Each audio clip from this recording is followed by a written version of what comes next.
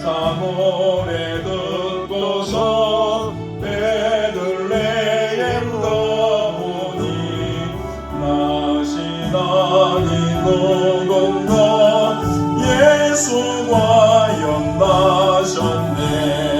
우리 임금 우리 종 모두 함께 절하세. 예수 그리스도 우리 주 베들레헴에 나셨네. 목자처럼 우리도 나아가서 엎디세. 오늘 다윗 성에서 예수가 영나셨네. 우리 임금 우리 종 모두 함께 절하세. 예수 그리스도 우리 종 베들레헴에 나셨네.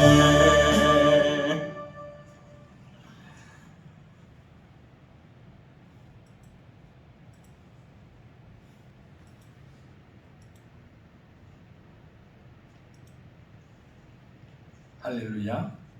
아기 예수 나신 소식이 저와 여러분의 삶에 기쁜 소식이 되기를 주님의 이름으로 축복합니다. 사람의 눈으로 보기에는 한없이 초라한 곳에서 한 아기가 태어나 구유에 누워졌습니다. 인간의 눈으로 보면 참으로 비참한 일이 아닐 수가 없습니다. 마태복음 첫 장은 예수 그리스도의 족보로 시작합니다. 그리고 이어서 바로 한 아기의 탄생 이야기가 시작됩니다.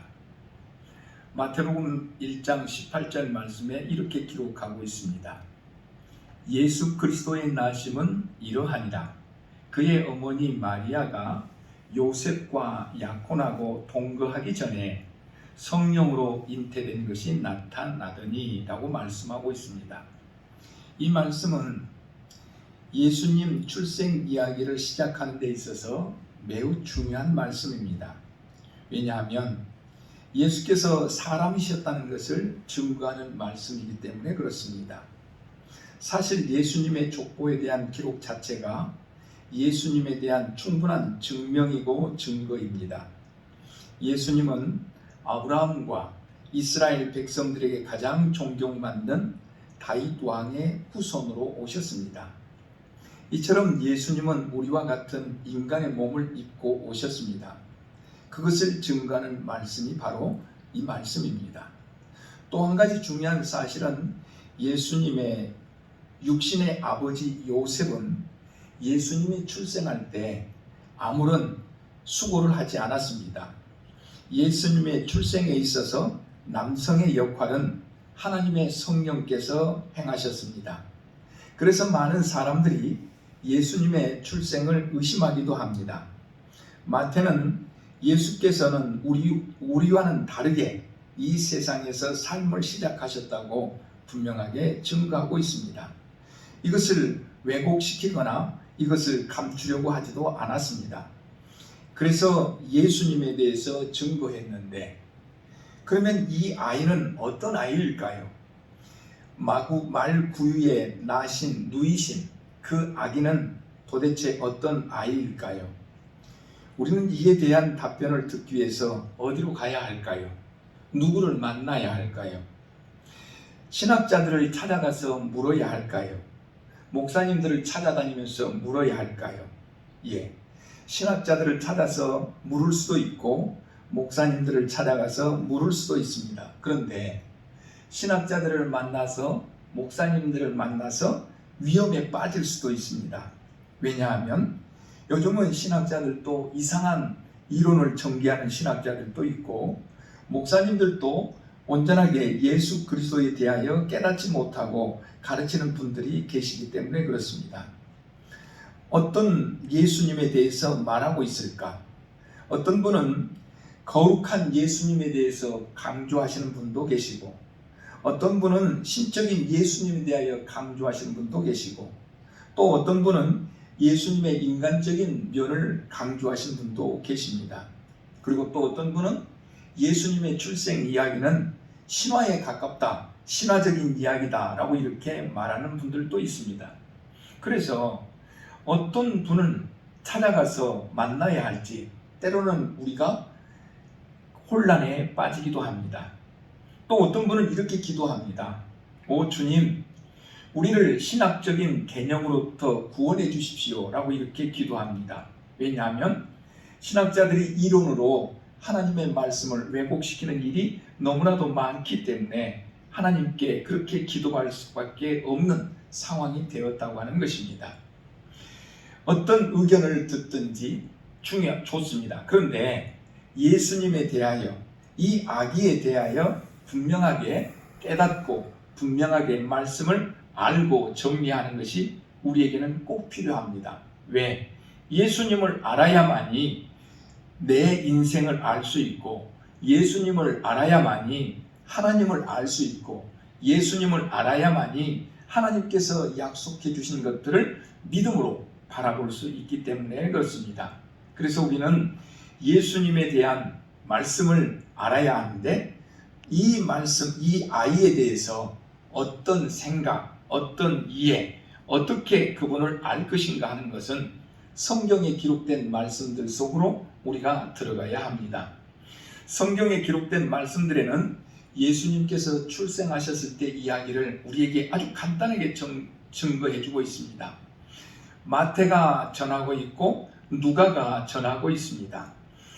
먼저 누가 이 아기 예수님에 대하여 말했는가 하는 것을 살펴보면, 이런 주제를 가지고 살펴보게 되면 천사 가브리엘이 나타나서 증거합니다. 천사 가브리엘이 나타나서 마리아에게 네가 잉태될 것이다 라고 하는 것을 말씀하면서 그에게 찾아와 하시는 말씀이 누가복음 1장 30절부터 기록되어 있습니다. 누가복음 1장 30절부터 33절에 기록된 말씀을 보면 이렇습니다. 천사가 이르되 마리아여 무서워하지 말라. 네가 하나님께 은혜를 입었느니라. 보라 내가 잉태하여 아들을 낳으리니 그 이름을 예수라 하라. 그가 큰 자가 되고 지극히 높으신 이의 아들이라 일컬어질 것이요 주 하나님께서 그 조상 다윗의 왕위를 그에게 주시리니 영원히 야곱의 집을 왕으로 다스릴 것이며 그 나라가 무궁하리라 라고 이렇게 말씀하십니다. 이 말씀에 담겨져 있는 내용은 참으로 놀라운 말씀입니다. 처녀, 아직 남자를 알지 못하는 이 처녀에게 찾아와서 천사가 전하는 말은 아주 충격적인 말씀입니다. 이 마리아는 자기가 아이를 낳을 것이라고 하는 것도 충격이고, 또 자기가 다윗의 왕위를 이을 그런 아이를 낳을 것이라고 하는 것도 충격입니다. 어찌됐든 충격적인 사건인데, 이 천사 가브리엘은 이 마리아에게 이 아이에 대해서 증거하는데, 이 아이는 지극히 높으신 이의 아들이라고 하는 것을 증거해 주었다고 하는 말씀입니다. 이 말씀을 들으면 또 유대인들, 당시 예수님 시대나 구약 시대에 이어지는 어둠의 시대에 계속되어질 때 이 유대인들은 어떤 생각을 가졌었느냐 하면은, 위대한 일, 정말 훌륭한 일, 사람들이 상상할 수 없는 일을 행하는 사람들을 신의 아들이라고 했고, 또 지극히 높으신 이의 아들이라고 이렇게 고백하기도 했습니다. 또 선지자를 통해서도 말씀하셨습니다. 어떤 말씀을 하셨느냐면 시편 82편 6절 말씀에 보면 이런 말씀도 있습니다. 내가 말하기를 너희는 신들이며 다 지존자의 아들들이라 하셨으나 라고 하는 말씀도 있고, 예레미야 31장 20절 말씀에 보면 에브라임은 나의 사랑하는 아들, 기뻐하는 자식이 아니냐. 내가 그를 책망하여 말할 때마다 깊이 생각하노라. 그러므로 그를 위하여 내 창자가 들끓으리니 내가 반드시 그를 불쌍히 여기리라. 여호와의 말씀이니라 라고 이렇게 말씀하십니다. 그러니까 한마디로 말해서 지극히 높으신 이의 아들입니다 라고 하는 이 천사의 말도 오해받을 수가 있고 잘못된 생각을 가질 수도 있다 그 말입니다. 그런데 어찌됐든 중요한 것은 마리아에게 천사 가브리엘이 그렇게 증거했고, 이 천사 가브리엘의 말을 들은 이 마리아는 예수님, 자기가 잉태할 아기가 지극히 높으신 이의 아들이다 라고 하는 이 말씀을 듣게 됐고, 그 말씀을 고백하게 됐다고 하는 것이 중요합니다. 자, 우리는 먼저 지극히 높으신 이의 아들이라는 말씀의 뜻이 무엇인지 한번 깊이 묵상하면서, 이 말씀을 통해서 이 아기, 저 구유에 누이신 아기가 증거되고 있고, 또 그 아기에 대해서 증명하는 말씀들을 묵상해서 예수님을 만날 수 있게 되기를 간절히 소망합니다.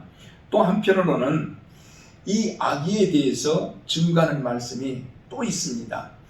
이 아기에 대하여서 이제 요셉에게 또 천사가 나타나서 증거합니다. 요셉은 마리아가 잉태됐다고 하는 것을 이상하게 생각해서 정혼한 것을 파혼하려고 했습니다. 그런데 그 요셉에게 찾아오신 그 주의 사자는 그 마리아가 잉태한 아기가 어떤 아기인지 자세히 가르쳐 주시고, 그 아기에 대하여 알게 하시고, 그 아기를, 잉태한 마리아를 자기가 아내로 맞이할 수 있도록 그렇게 해 주셨습니다.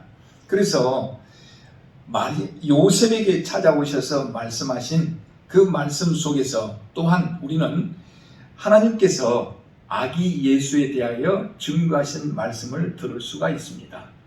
그 요셉에게 찾아오신 그 천사는 그 요셉에게 증거했습니다. 뭐라고 증거했느냐? 마태복음 1장 20절에서 또 21절에 기록된 말씀을 보면 이렇습니다. 다윗의 자손 요셉아, 내 아내 마리아 데려오기를 무서워하지 말라. 그에게 잉태된 자는 성령으로 된 것이라. 아들을 낳으리니 이름을 예수라 하라. 이는 그가 자기 백성을 그들의 죄에서 구원할 자이심이라 했습니다. 이것도 놀라운 말씀입니다. 물론 요셉에게 마리아가 잉태하는 것이 성령으로 됐다고 증거하는 말씀도 놀랍습니다. 근데 그 아들을 낳을 것인데 그 아들을 이름을 예수라고 했고, 예수라고 하라고 말씀하시고, 또 그 예수에 대하여서 뭐라고 설명을 해 주시냐면, 그가 자기 백성을 그들의 죄에서 구원할 자다라고 이렇게 증거해 주었다고 하는 말씀입니다. 이 계시의 주제는 하나님의 아들인 예수가 독특한 신분을 가지고 태어나신다고 하는 것을 말씀하고 있고, 또 예수라고 하는 이 이름의 뜻은, 사실 예수라고 하는 이 단어는 그냥 여기 천사가 설명해 준 대로 그가 자기 백성을 그 죄에서 구원할 자이심이라 라고 하는 이런 뜻이 아니라, 예수라고 하는 뜻은 구약 성서에서는 여호수아, 호세아라고 하는 발음으로도 발음되어지는데, 여호와는 구원이시다 라고 하는 뜻입니다. 여호와는 구원이시다. 여호와는 구원이시다. 이 말은 또 주님께서 구원하신다라고 하는 그런 뜻을 품고 있는 그런 표현입니다. 여호수아라고 하는 이름도 마찬가지입니다.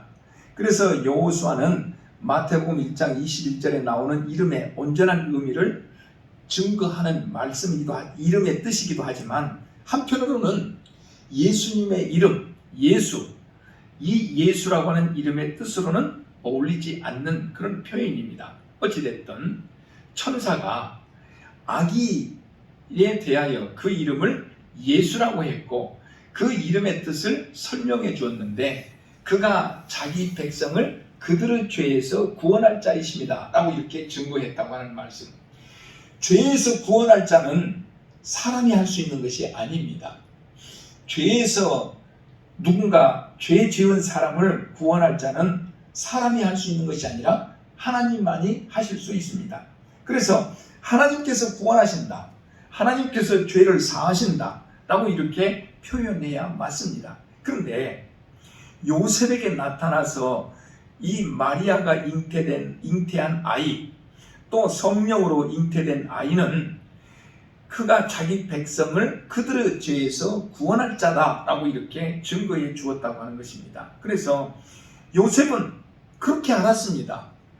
요셉은 비록 육신의 자기 몸을 통해서 낳지는 않았지만 마리아가 잉태한 그 아기가 하나님께서 구원하시는 자로 오셔서 이 마리아에게 잉태되었다고 하는 것을 알게 되었고 그 계시를 받게 되었고 그래서 마리아를 자기 아내로 맞이하게 됐고 그 마리아를 데리고 호적하러 베들레헴까지 찾아가게 됐다고 하는 것을 증거해 주는 그런 말씀입니다.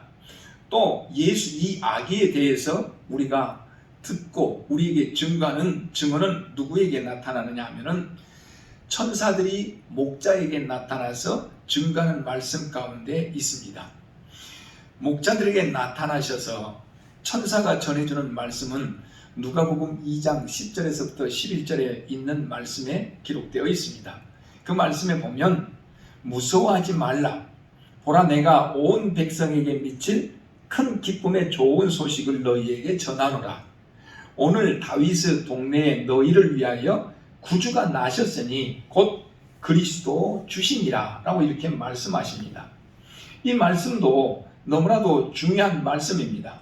이 말씀은 예수님의 신성에 대하여 가장 분명하게 증명하는 그런 말씀이기 때문에 그렇습니다.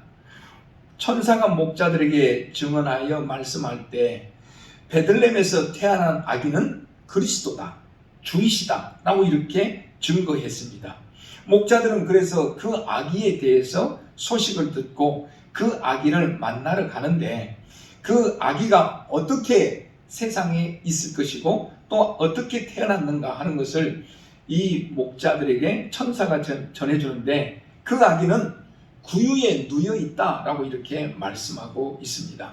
자, 그래서 예수님이 누구신가, 그 아기가 누구신가 라고 하는 것을 질문하고 그것을 우리가 듣고 깨닫기 위해서는 바로 이런 마리아에게 나타나신 천사, 또 요셉에게 나타나신 주의 사자, 또 목자들에게 나타난 주의 사자의 말씀을 우리가 듣지 않고 예수님을 이해할 수는 없습니다.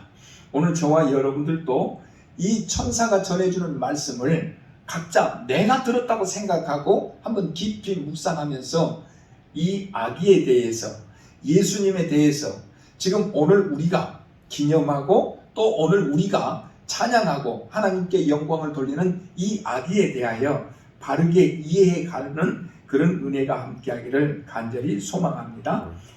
지식적으로 성서에 기록된 말씀들을 묵상하는 것도 좋지만 성령께서 또 하나님께서 계시해 주시는 그 계시의 말씀들을 이해할 수 있는 영적인 지혜가 충만하게 되기를 간절히 소망합니다. 자, 그러면 이런 말씀만 있느냐? 아닙니다. 오늘 본문 말씀에 기록되어 있는 그 말씀이 또한 우리에게 중요한 의미를 담고 있습니다. 오늘 우리가 함께 봉독한 이 말씀은 이제 예수님께서 아기로 출생해가지고 30년이 지났습니다. 천사가, 주의 사자가 마리아에게 계시해주고 또 요셉에게 계시해주고 또 목자들에게 계시해주고 그리고 나서 30년이라고 하는 세월이 흘렀습니다. 물론 그 중간에 또 천사의 계시에 의해서 주의 사자의 계시에 의해서 예수님께서 애굽이라고 하는 곳에 내려가기도